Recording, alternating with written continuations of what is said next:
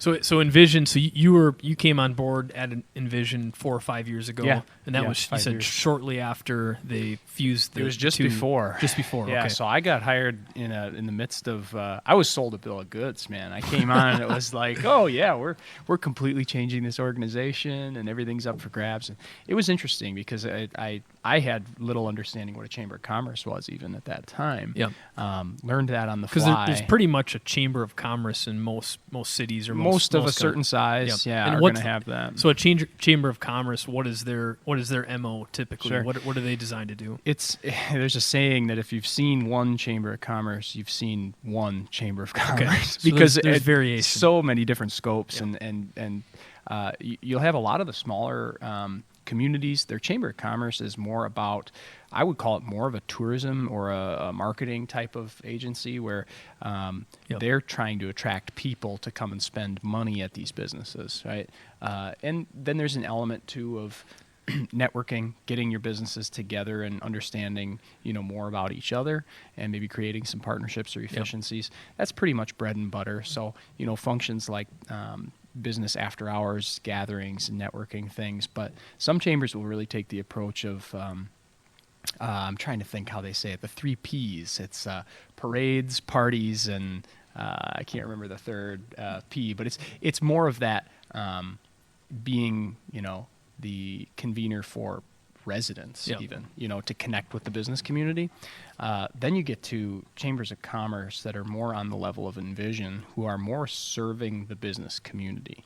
And so we don't take as much of the event to bring more community exposure, and I'm talking about residents in the community. We're doing more of connecting businesses to one another. So serving that's our constituency, is the business community. So how do we solve common problems? How do we, advocate for good outcomes for our businesses so that they can grow and be prosperous? Because we recognize that economic development then filters down, Mm-hmm. to the resident level. And if you have a thriving business community, then you're going to have a thriving, citizenship.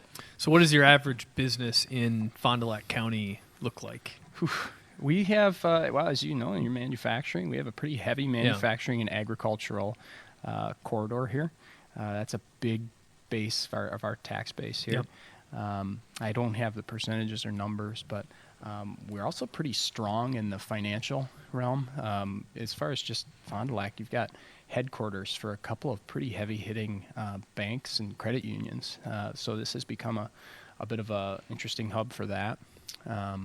Of course, we have Mercury Marine, and that makes us the the outboard engine capital of the world, right? And then the entire supply chain locally for that. Yep. People don't realize how big that ripples out. And even Oshkosh Corporation, just up the road, has a pretty heavy supply chain here. That there were conversations with both of those organizations within the last 12 years of potential for relocating headquarters or operations to other communities, other states, and that brought to light just how wide that supply chain is, and just how many people are involved, and how much money is involved. And so it's interesting to see the economic driver that just one large corporation can be.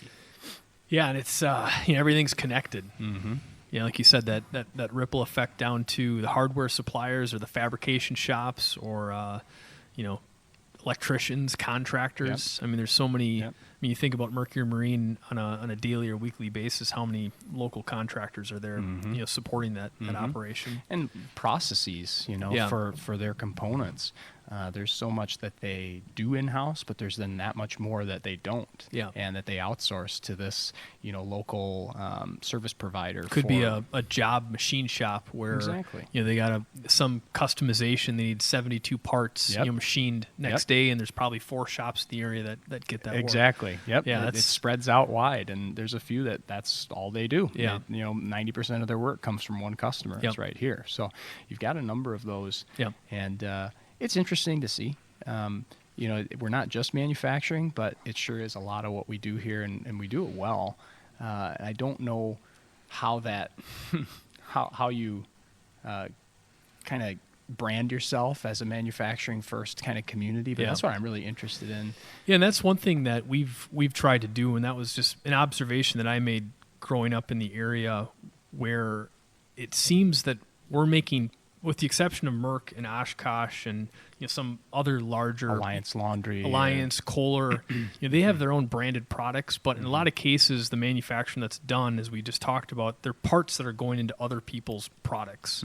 So what I've wanted to do at Wisconsin Lighting Lab is, we want to make our own stuff, but we want to associate our brand, with it. Yeah. And I think there's a couple really good examples locally, but you can capture more of that value that I think is getting created throughout the manufacturing process. Yeah, absolutely. I wish that more would follow that lead, because you're right. There's so many cool things that are happening. Yeah. I mean, you think about the engineering, the manufacturing, and it could be computerized manufacturing or automation. It's just a lot of things that aren't always appreciated, and it's hard to roll that up into a brand or into a package where it gets interest from a variety of people. And I think again there are some good local examples, and I think it would be good for more people to head in that direction. So does the location of Fond du Lac come up a lot from a manufacturing advantage standpoint? It's such a great location between Madison and Milwaukee, and then the Valley. I had the opportunity to tour McNeil Steel a few months ago, and it's like, it makes perfect sense why you guys are right here. You're right next to the highway. You can feed all the metal fabricators, both to the north, both to the south. But is that something that comes up a lot? It does. Our proximity to the biggest markets in the state is not lost on developers. They know that we're in the on the 41 corridor. At the same time, we're on the Highway 23 and the Highway 151 corridor. We have rail access, and that makes us sort of a sweet spot. Sure. Sometimes we sort of look at that as a detriment because we're in the middle, and we don't have a media market here. We're between all of them, right? And so we look at that as a disadvantage. But what do you mean by media market? Well, from perspective of major media outlets, you have Milwaukee, you have Madison, you have Green Bay, and so that's from television stations, right? Radio. Isn't that what the internet is for? Exactly, right? And that's where we look, right? We say, okay, how do we own the stories that are being told about Fond du Lac area? Because largely they're not being told by those other entities in the state, because we're at the far reach of their broadcasting network or whatnot. So Envision has sort of looked at that as, well, how do we tell the stories of the good things that business community is doing here? Because we're, I don't want to say afterthought, but we're not seen in the same proximity, conversation as, those larger communities around the state. So you're talking like stories that might be in the Business Journal or the Journal Sentinel. Correct. Okay. Yeah. Well, and there's a lot of things to be proud of. You're talking about our, how great it is to do business here from a transportation, standpoint, and your access to those things, but also, talking about the good companies here and the wages that are, very competitive, and the manufacturing growth that we've seen in the last few years. Pretty much this area throughout the COVID period has not skipped a beat. Correct. When it comes to job growth, wage growth, the whole works. And we were seen on a national scale. I hope you saw that. You guys sent it over. I think we were number one in the nation in manufacturing growth during 2020 or during COVID, however they defined that parameter. And wage growth too. I think we were in the top 5 in the country of metropolitan areas in wage growth because of the growth in the manufacturing sector.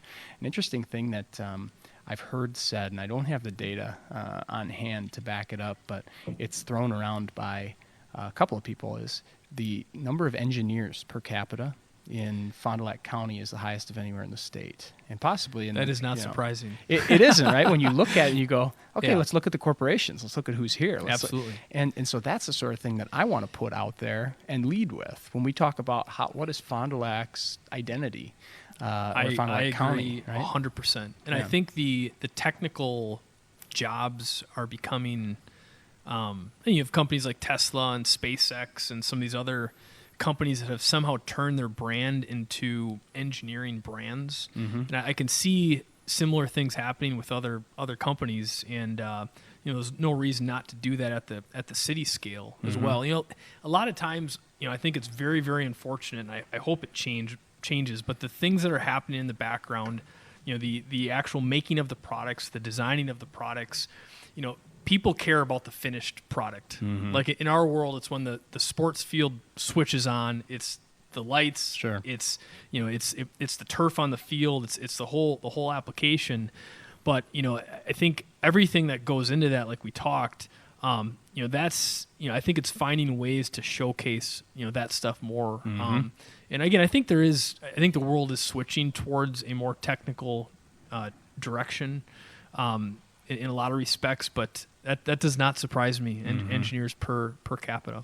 Yeah, it's amazing. People think about farming, right? That's bread and butter. That's what everybody. That's the baseline. Yeah, we're from Wisconsin. We're in this area. It's agriculture, but that manufacturing is what we need to shine more of a light on, to tell people this is a huge economic driver in this area, and it's bringing people to the area too. And then what we're seeing is as we're trying to put together programs and processes for relocating, because we understand that workforce is a critical need. We're seeing all the other positions that come in line and rippling with a trailing spouse or family that come with. So when you employ an engineer and you relocate them to the Midwest, you relocate them to Fond du Lac County from somewhere else, they're also bringing with them, in a lot of cases, someone else that's also in the workforce. And so that's another boom to the economy here. So that's been a focus of ours in the last year plus, has been how do we meaningfully impact worker attraction for the most valuable commodity in our in our business climate right now, which is talent. Finding people for sure. No, that's interesting. As far as engineering positions, do you know what type of engineering? I would imagine it's a lot of mechanical. The software, the embedded systems, you see a lot more down in the Milwaukee area.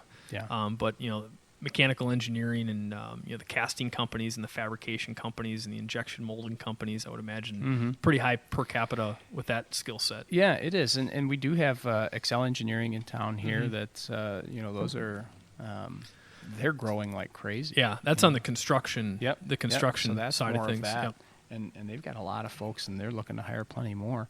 But just from a manufacturing standpoint, what we're seeing is so much of the trend of automation and what that's doing to the need for more skilled workers and upskilling. And we have a number of programs that we partner with our local technical college here, Moraine Park, on, and they do a wonderful job of offering boot camps and things to help upskill your current workforce, because you're recognizing that these processes change as we automate and as we advance our technology, and so it creates efficiencies, but it doesn't eliminate the need for people. Oh, no, absolutely. I think that's one of the most common misconceptions, is that as an operation becomes more efficient, in a lot of ways it creates way more jobs than it eliminates. It's just you're using resources in a much more effective way. So yeah, it'll be interesting as more and more automation happens, as how that trend continues, and is it more automation engineers in the area, and just what that kind of engineering breakdown looks like. So what does the development process look like for you guys? You guys see, I know a lot of the stuff you can't get into specifics on, but if what is the beginning of a development process when somebody's expanding, or new companies coming to town? And we recently worked with you guys on a building expansion. That was was very helpful. But us on the product side of things, we see a lot of development across the country. But in many cases, the plans that we get and the products that we help specify in our products, that's years after the initial discussions have started. But what does that process look like for Envision? Yeah, people don't understand the amount of work that goes into some of these things, because the average person just sees a building go up, right? Or they see a building come down. Same thing with a light, right? It's just a light. It's a light, and it's on, right? And it wasn't on before, but now it's on, right? And so how did it happen? And I was the same way before I started working with Envision. I just thought some of this stuff just happens. I didn't realize that nothing just happens. Right? Nothing just comes together. There's a lot of organizations like ours, and then also at the municipal level, and the developers that are coming together and putting these processes in place years before, as you said. So The space where we play is really as a connector and a convener, Yep. and we can do a lot of what needs to be done on the back end before a shovel hits the ground, which is, for one, advertising available space, commercial space. We have a number of business parks in the county, and we can market those at trade shows across the Midwest and even wherever we choose, right? We can also, we've done something called Gold Shovel certification for our aeronautic park here in Fond du Lac on the west side. What that means is we've set this park up so that for a developer to come here, we've cut out, 6 months of bureaucratic processes that would have otherwise needed to be done before you could actually break ground. So that's what that Gold Shovel certification is. We have, in another business park, and perhaps in all of them, but we have a virtual building option that has already been pre-approved through zoning and through all the bureaucratic processes. I remember seeing that when we started our process. It helps because that's all stuff that you would have to do otherwise, Yeah. and we know, regardless of your politics, you know that the speed of government is slow, and so whenever it's involved in a government agency or entity, that takes time. And what developers don't want is just a string of these hoops to jump through. And so that's part of the value we can add in that process, from taking it from that concept. And then there's other tools that are available too throughout that process. And Envision is sort of unique because of the partnership we have with Fond du Lac County and the trust that we have from Fond du Lac County from a developing standpoint. They route some funding through us to get projects done through economic development as well. And that means that we can come to the table, and through a couple of tools that we have, we could administer what we would call gap financing for a project to get to the finish line.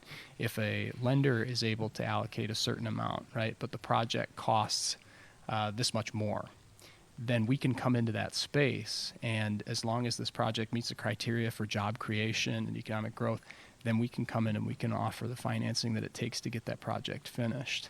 So that's an important tool too, and it's wonderful to be working in a political climate in Fond du Lac County that puts their trust and has that foresight and is forward thinking about economic development. So that's a real asset to us as well. Sure.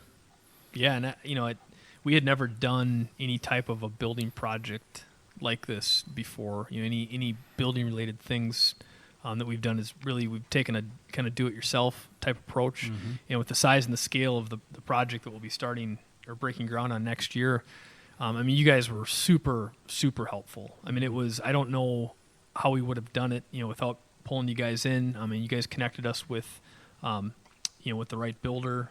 Working with the city, coming to city meetings. Mm-hmm. There's, like you said, regardless of how easy it is to do business in a certain area or the politics, if your business is making lights and it's not building, doubling the size of a manufacturing plant, it's just, you're not good at it the first time. That's right. It's just the way it is. So it was, that was very helpful. You guys were extremely responsive. Mm-hmm. It was no regrets whatsoever getting involved, a couple years ago. So good.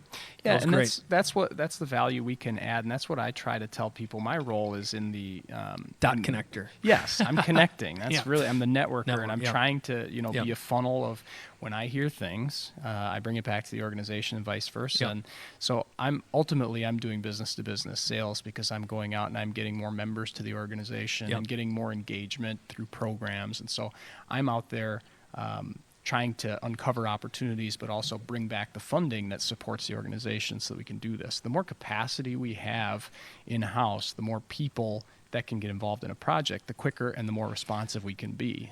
And I think it's, in my mind, it's an indirect way of helping with funding as well. Like we ended up not using you guys on the, on the funding side of things, mm-hmm. but the ease of making the process just that much easier that in and of itself is an indirect way of funding. Mm-hmm. So it's, again, just not having to rely on those skill sets in-house, it was great. Yeah.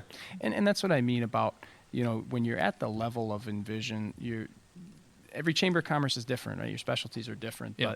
But when you get to a certain level, you understand that the needs of business are broad and are at a higher level than just, hey, wouldn't it be great if we had a festival downtown that could, bring more people in and spend more money? That's great, sure. And there are organizations that can do that. But, we've found that it's more important for us to be having more of the higher level conversations and to be more of a convener, to be more of a champion for this area, because that's the work that's going to be moving the needle more substantially and more long term. Definitely, yeah. It's more sustainable. It's more real. For sure. Mm-hmm. So, what are some of the challenges for the area? We talked about the things that this area is very good at, and really has been good at for a long time. Mm-hmm. The agricultural side of things, the manufacturing side of things. Also the location. The great things that you guys do as an organization. What are some of the challenges?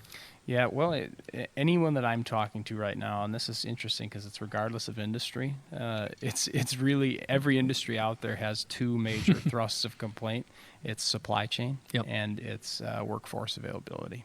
So everything seems to fall into one of those two buckets. If I could hire more people, the demand I could is do there, this. right? Yeah, Yeah. it's huge. If I could get my product on time, if I could get this reliably, I could do this. If I could get more people, I could do this. I've talked to several organizations that have said I could outgrow my facility within this year if I was confident in my ability to hire enough people.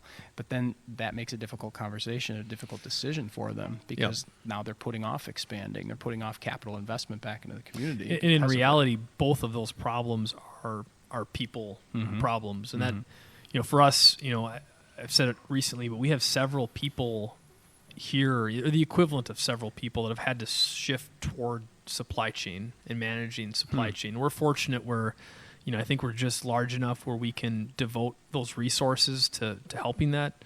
But yeah, we've been trying to stock up on parts and expand manufacturing capacity and just do every single thing we can. We have multiple vendors right now where we're buying as many parts as they can make for us. And I think that there's these positions that have emerged in the last 18 months or so that I think maybe smaller companies are having a hard time keeping up with, where you could historically rely on the supply chain to do its job. And on a consistent basis, here's my safety stock of parts, here's my reorder point. It's going to arrive within a plus or minus 1 week tolerance. We're going to turn that into product. And it just kind of operated, and a lot of people took it for granted. And now it's, overnight, you have small and medium-sized companies that are kind of forced to have a supply chain team and have a purchasing team. And I think that's where, I think the options are out there. We found new vendors, we found new relationships. We've been able to devote time to it. But yeah, it's not surprising that's a common issue. Yeah, and it hits everyone. The scale might be bigger for some, but it does hit that small to mid-size pretty hard now because they don't have the ability like a larger manufacturer. One that I was just talking with that acquired a business that was in their supply chain previously so that they had control. I mean, in essence, to be frank, it's actually good for larger companies because when it's eliminating competition. Where you have small just pick your standard machine shop in Wisconsin. Could be a relatively small team. They're not in the supply chain business. They expect their bar stock and their sheet stock and their parts to show up, and they buy drill bits, and they pay their utility bill, and they have their CNC equipment, and it operates that way. And they're not large enough to make the parts and find the parts all at the same time. And I think we've talked to a lot of vendors where you can tell the vendors that are doing okay because they can keep up with price increases. The ones where they haven't had a price increase in 6 months, whenever all your other vendors have had 6 price increases, it comes down to the fact that they cannot devote administrative overhead to actually managing their prices. And that's my biggest concern for some of the small and the medium-sized fabrication shops in the area is just being able to kind of get through these times on the supply side, because those are some of the most valuable companies in the area because you can't automate that stuff. That's where there's there's a lot of important knowledge that's in the heads of folks that can do this, the custom part, or can respond to that demand. So that is, it's the same thing with, same thing that happened to restaurants early on. I see it now where as there is a supply crunch and a labor crunch and it's harder to get parts, that would be my biggest concern, is for the small, medium-sized shops. Yeah, and it even goes into other industries, because as you talk about, being able to tolerate price increases, there's a similar thing going on in the labor market where many of our manufacturers are able to increase wages at a quicker rate than, let's say, a restaurant or someone in hospitality who operates on thinner margins and who isn't able to be as nimble in increasing wages. And so we had this, and this is not unique to our area at all, but there's been this huge exodus from those service jobs into more of those manufacturing type of jobs, because they were able to elevate wages quicker than these others. And so that leaves our hospitality, our restaurant, our service industries really struggling for people. And it comes full circle when what we're talking about now and what our focus will be in the next year is childcare availability and affordability. Traditionally a very low paying line of work, operating on a razor thin margin, because the numbers have to make sense, right? And so for the working adult that has to earn this wage in order to cover this cost, when that cost goes up, let's say, that person leaves the workforce. And we're seeing a lot of that in the lack of availability in the area, and then the lack of affordability. And so our conversations now have pivoted to how to solve, in some part, that problem, which is a common concern that we know people are not re-entering the labor pool after COVID, or are staying out altogether when they have that concern. And that hits home for me personally too. I've got 2 little kids. Absolutely. So I know exactly where that's at. We've been, really fortunate to have consistent and affordable childcare. But if that option went away tomorrow, it would significantly change our ability to, both be in the workforce. And that's happened to thousands of families at various periods the last 18 months. Yeah. So you've got some forward-thinking businesses who have recognized that and who are willing to get involved and to put their shoulder to the wheel here and try to come up with a solution that makes sense. And that's really what inspires me about the work I'm doing at Envision, is because we constantly are, convening and looking for what are the common problems that our entire business community, our community is facing, and then how do we meaningfully impact those problems for common solutions. That's the idea behind a Chamber of Commerce. That's why Chambers of Commerce were started. Business community said, hey, we are focusing on our operations. We're looking at how to run our business. Now we understand that there are things that affect our ability to be successful, but we're not experts in it. And so through the power of coming together and having a chamber, right, a collective resource, we can have that entity working on solutions to our common problems so that we can focus on running our business. So that's the best way I can sort of summarize. That's a great way to summarize what a chamber is or what an economic development corporation is. So there are developers and that are investing in the area. Do you guys see outside investment funds as well? Like, could be venture capital funds, or could be other types of private equity funds. So developers typically invest in property, plant, equipment, real estate. Could be subdivisions. Could be other commercial buildings and retail and things like that. But do you see outside interest from other type of investment? There are a lot of speculating developers out there in what's going on. And I'll say in Fond du Lac proper right now, the redevelopment on the west side of the mall district, the former Shopco building, the next domino that will fall in that district is the Home Depot that has been vacant for many years, because that property will start moving here in the next couple of years because the long-term lease expires. So that area is really hot right now, and it's at the state level. Fond du Lac is on the map with development community and then the state economic development agency that we're seen as right now a real opportunity zone for commerce.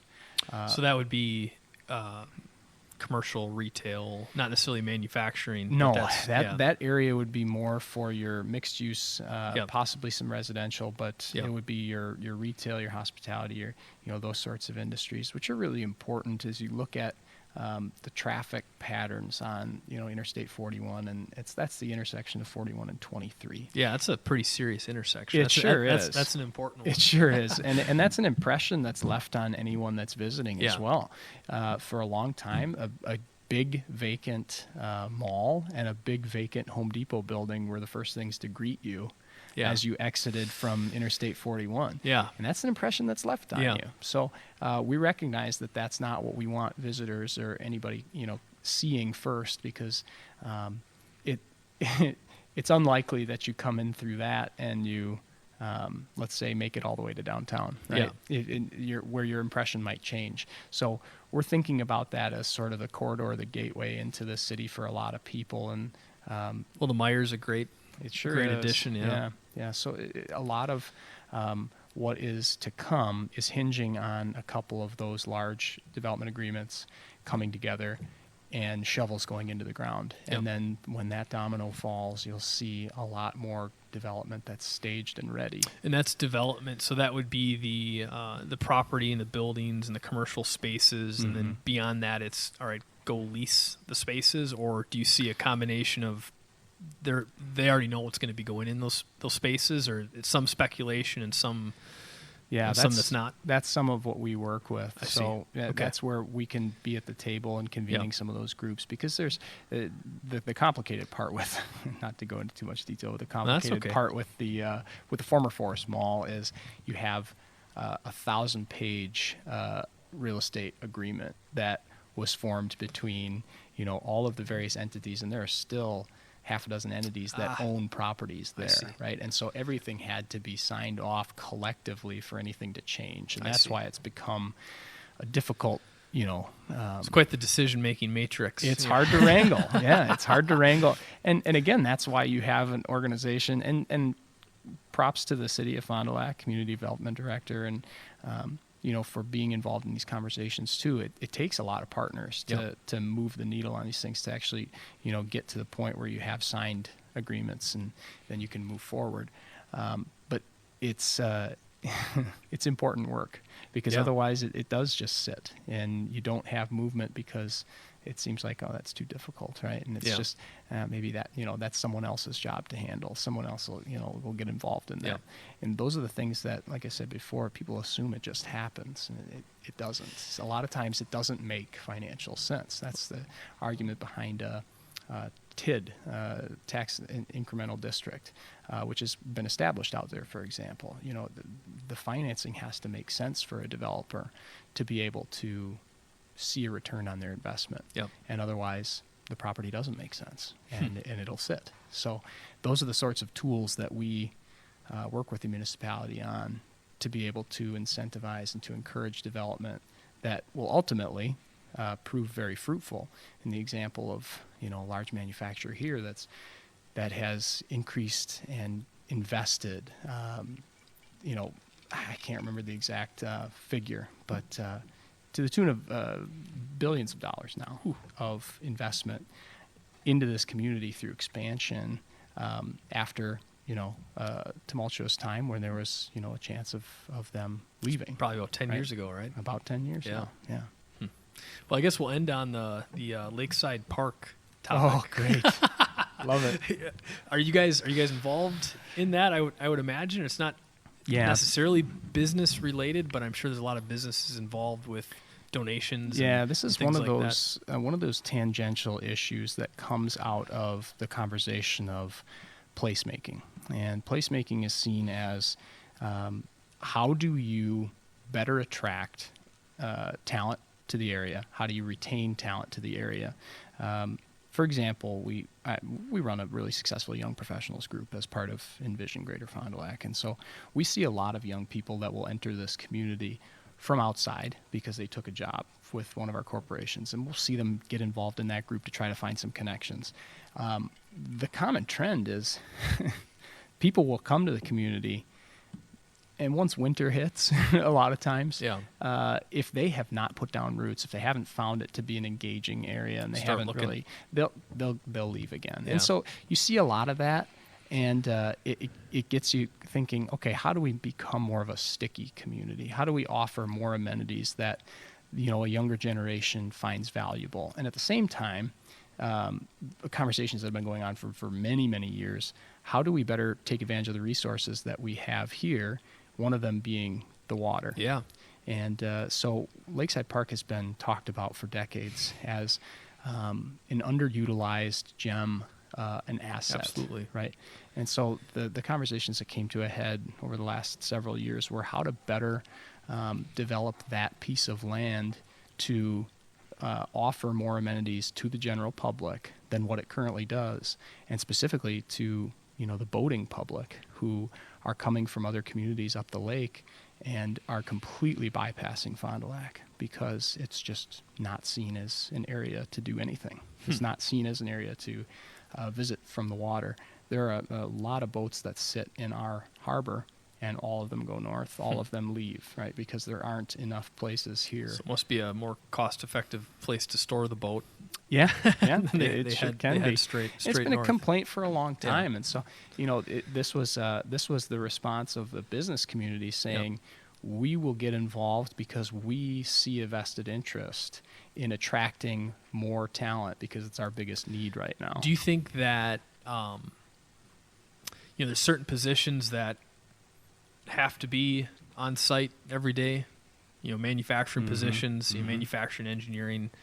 We've gone to really have maybe 1 or 2 days a week now for folks in the office that where pretty much everybody's here. Other than that, we have lots and lots of people working remotely. When COVID first hit, we had 40 people working remotely overnight. It was March 17th, I think, 2020.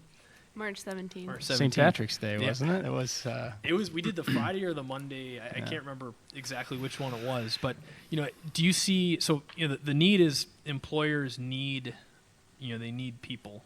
Do you see people? Do you see employers branching out to attract the work from home, the remote work? Is it actually a positive for the community with that kind of cultural shift towards remote work being more accepting, or how do you see most people reacting to that? It can be. It can be if it's leveraged correctly. Exactly. That's where we do think about these amenities that we have here, and so maximization of amenities like Lakeside Park, for example, but also we've identified that within the county we have a serious need in some areas for broadband access. Yeah. And if we're to better attract remote workers, let's say from Northern Illinois market, who can continue to work at that company, but would much prefer the pace of life that we have here. I see what you're saying. In So order opposite. to attract them to live here and to grow our tax base, we need to have some of those amenities in place, and so that's been a bit of a pivot too. And so some of our work this last year has been in broadband expansion, and so got to get those Starlink satellites fired up. Yeah, it's an interesting. You may know more about this than me because it's an interesting, rapidly changing, climate there of where. I'll give the example of an entire continent in Africa that basically skipped over landline telephones, right? And were very slow to developing that infrastructure. And then when cell phones popped up, they were right on it. And so they completely skipped and I wonder, and this is just me, wonder if that's going to be the way of fiber optic cables and whatnot, if that's going to become, somewhat obsolete. Well, I think that's the intent with the SpaceX Starlink is, it's not replacing fiber optic or even some of the 5G stuff, but in the rural communities where there is no infrastructure, it's going to be serving those folks. So it could be good. I know we've tested it. We've got a Starlink satellite. We've had that for almost a year, and we've been testing it even for certain lighting applications to be able to do data communication and everything. But in the meantime, our work locally has been in actually expanding the fiber network in the county, and so again in partnership with the county and with a local internet provider of using our resources here to create what's called the middle mile, which is a fiber ring that is created throughout the county that then what they call last mile can connect into. And so it's they have a relay system correct. of some kind. There's a map out there that's that you can find, but it's of the actual physical infrastructure that's going to be laid around the county that then, conceivably any household within Fond du Lac County or business can then tap into for that last mile, which is also where some of the government ARPA funds, I believe, can be utilized. And so that's a pretty good initiative that took a lot of people too, and we had to do some serious heavy lifting of actually surveying different households throughout the county. So we had a nice response on a broadband access survey. It was someone I was reading on this article in I think it was the Wall Street Journal, but they had said that because of the way broadband was mapped previously or has been mapped out, they had said something about if one household has access, then it's considered that entire area conceivably has access. It's interesting, and I don't know what area meant, if that was a square mile or something like that, right? And so their conclusion was that we have better mapping of the surface of Mars than we do of our own broadband infrastructure network here in rural America. And so that was a big part of our effort, was how do we tangibly put data together that says what households do and do not have reliable access at what speeds, and then we can take that and then we can apply for grant money at the state level, at the federal level, and we can bring in some resources because we've done the proper analysis of the need. So it's all in a day's work. Seems like some great stuff. Yeah, it's always different. It's a good challenge. Yeah. It gives me a lot to talk about, so I appreciate you having me on. Yeah, man. Well, thank you very much for coming on. Yeah, it's a pleasure. All right. We'll talk soon. All right.